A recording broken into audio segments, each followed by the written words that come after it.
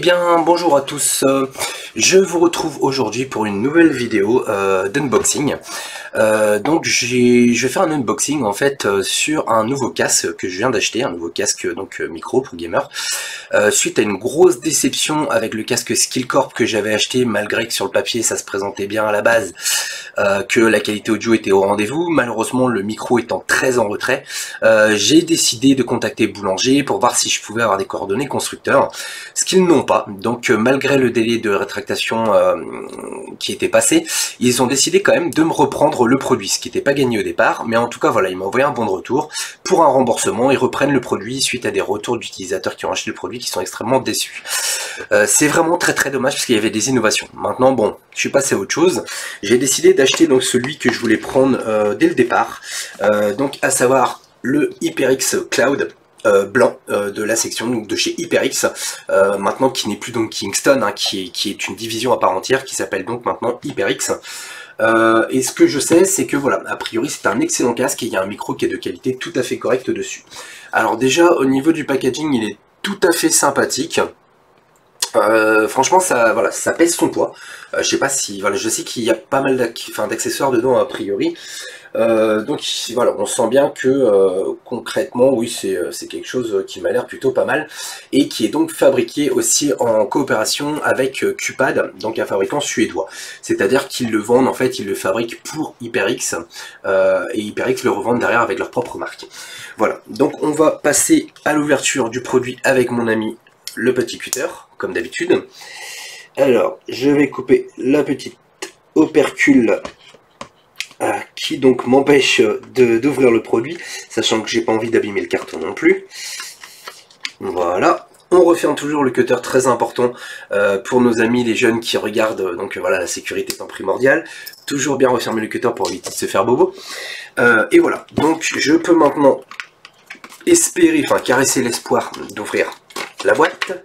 Voilà, ça c'est fait. Hop, ok. Et donc, il va falloir maintenant sortir le carton. Ce qui, je pense, va pas être forcément une mince affaire. C'est bon, ça sort tout seul. Impeccable. Hop.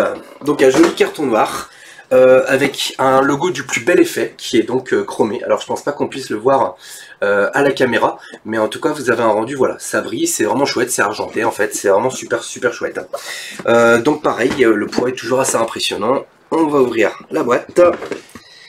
Et on retrouve à l'intérieur donc un petit film en papier blanc de protection et un message personnalisé qui est donc pareil, écrit hein, comme le logo, voilà, en chromé. Voilà, c'est vraiment super chouette et donc on nous dit que le casque voilà, est approuvé par Anders Great Viking Williamson de donc qui est le general manager de HyperX. Et donc il vous explique que voilà, que vous allez avoir que c'est une arme de plus de votre arsenal, vous allez pouvoir jouer des heures et des heures avec un confort extrême, etc. Qu'ils ont fait beaucoup de recherches et qu'ils ont travaillé en coopération avec les gamers pour pouvoir développer ce produit. Ce qui est plutôt, a priori, une bonne nouvelle comparé au Skillcorp. Je reviendrai pas là-dessus, je pense que c'est bon, on a fait le tour. On retrouve du coup directement ici le Quick Start. Le Quick Start Guide qui va vous permettre de configurer et d'installer simplement votre casque. Sachant que ce coup-ci, j'ai décidé de prendre un casque avec des connecteurs jack, qui fait aussi, a priori, il y a moyen de l'installer en USB, hein. Mais en fait, j'ai décidé de faire ça parce que je dispose d'une carte son d'excellente facture et je voulais pouvoir l'exploiter avec le casque pour pouvoir régler au niveau, faire du traitement de son avec le noise reduction et toutes ces petites options qu'offre le panneau de contrôle donc de la Sound Blaster AEX-5. Voilà, donc il est compatible PC ou Mac, compatible avec tous les logiciels, hein, évidemment que ce soit TeamSpeak, Discord, etc. Redcall, entre autres. Donc il y a une petite mousse. Alors je vais montrer, on retrouve encore le logo hop, HyperX ici. Hop, je retire la petite mousse. Et lorsque j'ai retiré la petite mousse, déjà c'est beau. Voilà, je vous le dis honnêtement, le packaging est vraiment chouette. Je vous le montre bien en face. Hop, on voit plus, on voit, on voit plus. Donc voilà, en tout cas il est vraiment plutôt chouette. Et j'espère que je vais pas être déçu, parce que j'ai quand même lu des heures et des heures, voilà, des gens qui débattaient à propos de ce casque, et certains disent que le micro est pas super. Après, j'imagine qu'ils n'ont pas forcément cherché à faire des réglages avec un traitement audio, parce que j'ai vu, voilà, sur des sites tout à fait sérieux, genre les numériques, qu'a priori c'est un casque qui est vraiment d'excellente facture. Donc ce qu'on peut voir déjà, c'est qu'on se retrouve avec ici un micro qui est totalement amovible, c'est-à-dire qu'il se branche en fait, on va le retirer doucement. Voilà, il se branche via un connecteur jack sur le casque. Donc c'est plutôt pas mal, c'est une très bonne idée je trouve. Et puis comme je vous dis, hein, c'est vraiment le clone du Cupad, hein, puisque c'est Cupad qui les fabrique. Alors on retrouve des petites oreillettes en plus. Alors oui d'accord, ok, en fait elles sont en velours, toutes douces, pour remplacer en fait celles existantes qui sont a priori je pense en simili-cuir. Donc deux, évidemment, c'est tout à fait normal puisqu'on a deux oreilles. On retrouve ici un adaptateur jack, du coup, avec deux sorties jack, donc j'imagine qu'on branche ici pour récupérer après les deux sorties là. Va falloir que je vois un petit peu comment ça fonctionne, en espérant que l'écart est bien réglé pour être branché comme il faut, mais j'imagine que c'est des câbles qu'on va mettre là. Voilà, je verrai ça plus tard. Et on retrouve enfin le casque, que je vais sortir doucement. Puisqu'a priori, il y a un câble qui est pris dans la mousse, et j'ai juste pas envie de l'abîmer. Alors, hop, ok, je vais donc retirer la mousse pour éviter de l'abîmer, hein, d'abîmer le casque, pour pouvoir retirer ça simplement sans trop galérer. Évidemment, on retrouve toujours ici les petites billes, hein, qui absorbent l'humidité pour éviter que le produit, je dirais, soit oxydé lorsque vous le recevez, lorsqu'il est stocké dans des entrepôts éventuellement où le taux d'humidité est un petit peu élevé. Chez nos amis asiatiques en général c'est un petit peu le cas. Et donc voilà le casque en question. Alors les oreillettes me paraissent quand même très petites, c'est-à-dire que par rapport à la taille de mes oreilles, j'espère que ça va le faire, parce que ça a l'air quand même assez petit. Ça me paraissait plus gros, sur les photos ça me paraissait vraiment beaucoup plus gros. Maintenant, bon, on va voir ce qu'il en est. Alors on retrouve donc là où il y avait un petit logo, ah non c'est même pas sûr, ok. Bah on retrouve, alors je ne sais pas ce qu'il y a à l'intérieur, on va regarder tout ça. Et donc une fois fait, voilà, la boîte après elle est vide, il n'y a plus que le sachet de petites billes en gel. Donc comme je vous disais, le casque est vraiment assez compact, en fait je m'attendais, et c'est vraiment bizarre parce que le visuel en fait sur les sites vous laisse penser qu'il est vraiment beaucoup plus grand. On retrouve donc tous les câbles. Alors ça fait bizarre, ouais, parce que je vous dis, il est vraiment assez petit. Donc ici le serre-tête, pareil, ça a l'air d'être réservé vraiment aux petites têtes. Alors j'espère que ça va le faire pour moi, on verra bien. Donc la couleur, bon, c'est du blanc, hein, du blanc bien blanc.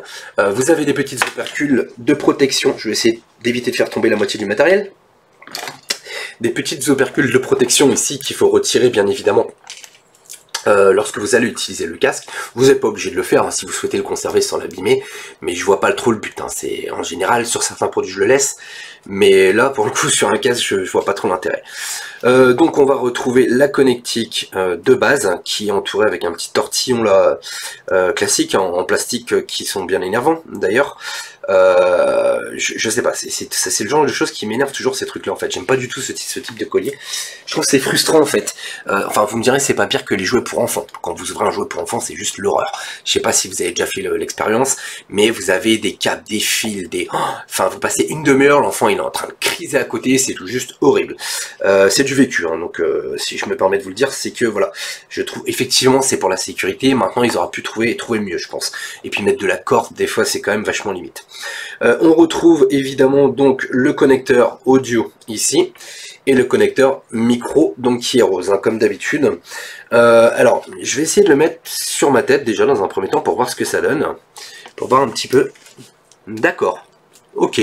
Ah bah en fait non, la sensation elle est très bonne, c'est-à-dire que le Skillcorp, vous avez vraiment largement la place pour mettre vos oreilles, mais celui-ci il vient tout juste épouser, vraiment pile poil, voilà, et c'est vachement bien isolé, parce que là pour le coup j'entends pas trop non plus ce que je suis en train de vous raconter, j'en ai conscience quand même, rassurez-vous, mais voilà, en tout cas je suis très étonné, il est léger. On peut régler du coup les arceaux ici au niveau du le serre-tête, hein, et ouais c'est ferme, C'est-à-dire que honnêtement, moi je suis, voilà, pour l'instant en tout cas, c'est plutôt positif. On verra après quelques heures, hein, après l'avoir porté après des heures de jeu, mais en tout cas, il est très léger, enfin il me paraît très léger. Vous avez une petite finition ici, a priori en aluminium brossé noir, hein, et puis ici des textures soft touch, et c'est fixé avec des petites vis cruciformes qui permettent en fait de pouvoir, donc il y a un système qui permet de que les oreillettes puissent se déplacer un petit peu librement, et on retrouve ici un petit caoutchouc qui va en fait masquer tout simplement l'entrée où on branche le casque. Alors j'ai cru comprendre que ce petit caoutchouc, une fois retiré, voilà, il fallait faire très attention et le mettre de côté pour éviter de le perdre. Ils auraient pu mettre une petite voilà, une petite accroche ici pour qu'il reste accroché en permanence et qu'on ait juste à le reclipser. Ça aurait pas coûté beaucoup plus cher et ça aurait évité de perdre ce petit caoutchouc. Mais en général, c'est vrai qu'on laisse le micro connecté. Ça dépend. Si vous écoutez aussi de la musique avec, effectivement, voilà, on a vite fait de perdre ce petit caoutchouc. Alors, donc voilà, je vais mettre ce petit caoutchouc de côté, comme ça c'est fait. Et comme je vous dis, regardez, enfin franchement, il est vraiment pas très grand. Comparé au Skillcorp, hein, si j'avais fait une vidéo dessus, vous verrez qu'il est vraiment pas très grand. Donc on retrouve une petite pochette, alors j'imagine que c'est un sac de transport, je pense, hein, voilà. Donc ça se trouvait en fait dans le carton où il y a le petit logo hein, chromé HyperX. Et on retrouve bah, voilà, la sacoche de transport, toujours estampillée d'un petit logo, un petit logo HyperX de la marque, hein, où vous allez pouvoir ranger, donc il y a un scratch, donc vous allez pouvoir ranger les accessoires devant, dans la petite pochette qui est ici, et le casque à l'intérieur. Alors on va voir, mais j'imagine que c'est bien adapté et qu'il devrait rentrer correctement. Alors après, évidemment, avec le bordel de câbles, c'est pas forcément facile. Donc je vais le mettre, on va voir un petit peu si c'est quand même assez simple à mettre ou pas. Alors déjà, effectivement, c'est pas du sans fil, donc voilà, le fil, hein, il faut faire avec. Mais honnêtement, voilà, le sans fil c'est bien. Maintenant c'est souvent de l'USB et comme je vous dis, moi je voulais plus de l'USB. Voilà, je veux vraiment pouvoir bénéficier du traitement du son livré avec ma Sound Blaster. Alors en tout cas, le sac est bien adapté au niveau de la taille. Hop, ça rentre tout seul, ça rentre impeccable. Et puis après vous pouvez mettre les accessoires ici, donc nickel, rien à dire à ce niveau-là. Vous avez une petite, un petit serrage ici en appuyant qui vous permet de bien fermer le sac hein, pour éviter que le casque voilà tombe. Oui, c'est mon molosse derrière qui est un petit peu énervé. Ça arrive. Et voilà. Donc on va retrouver ensuite les différents accessoires. Donc il va y avoir des connecteurs. Alors voilà, le fameux connecteur en fait que l'on va retrouver où l'on va brancher donc le micro d'un côté. Alors il n'y a pas de petit logo, donc j'imagine qu'il n'y a pas de branchement spécifique. Vous branchez, point barre, basta. Hop, voilà, on branche celui-ci. Ok, et un petit connecteur jack aussi avec une finition en fait, une finition dorée. Je sais pas si ça rend un petit peu à la cam parce qu'elle fait pas le point super bien quand je l'approche. Mais bon, en tout cas, je vous le dis, il y a une petite finition plaqué or sur chaque connecteur. Alors le micro ici aussi, on retrouve du coup du soft touch et donc une mousse ici anti-pop, c'est-à-dire que ça va éviter lorsque vous prononcez certaines lettres, certains mots avec des P, voilà, etc. Par exemple, Patrick. Bon, voilà, des fois ça pop en fait dans le micro et ça peut être dérangeant pour les oreilles. Donc on va tester tout de suite de brancher voir un petit peu au niveau de la connectique comment ça se branche, voir s'il y a un sens, etc. Alors ok, donc a priori il y a un sens à respecter qui est tout simple hein, puisque vous le branchez, voilà, c'est par rapport à la forme du truc, c'est pas compliqué, hein, vous le branchez comme ça, sinon il va être à l'envers, tout simplement. Donc le micro, ouais, ça bouge sans plus, mais ça doit bouger comme voilà. Alors effectivement le micro, bon la mousse est un peu énorme, mais en général quand vous avez des tout petits micros, c'est pas forcément signe, à moins sur les casques, à moins que ce soit des casques ultra haut de gamme, c'est rarement bon signe d'expérience, hein, je vous le dis. Donc le simili-cuir m'a l'air bon, d'être d'une qualité tout à fait correcte. Les arceaux, enfin ça bouge bien, ça m'a l'air d'être assez solide. Après, faut pas non plus tirer dessus comme un bourrin, c'est pas le but. Donc voilà, le micro donc est branché et l'ensemble ne pèse pas forcément beaucoup plus lourd. Hein. Donc ensuite, on va retrouver encore un câble, pareil avec ces fameux tortillons qui m'énervent. Hop, alors que je vais mettre à la poubelle, c'est fait. Et donc, oui, ils nous fournissent vraiment plein d'adaptateurs, plein de câbles, ok, donc même principe, hein. Une rallonge jack en fait, très bien, une rallonge jack, donc qui vous permet de faire, oui, effectivement, ça va faire après une grosse longueur.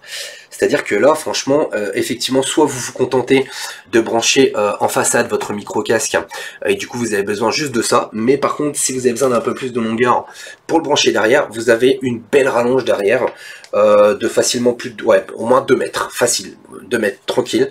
Donc là-dessus, vous êtes vraiment peinard au niveau de la longueur de câble. On va retrouver aussi la petite télécommande, hop, qui donc pareil, donc tout ce qui est câblage est en nylon tressé, hein, voilà, donc c'est plutôt pas mal, et où on retrouve en fait tout simplement les câbles qui sont à brancher.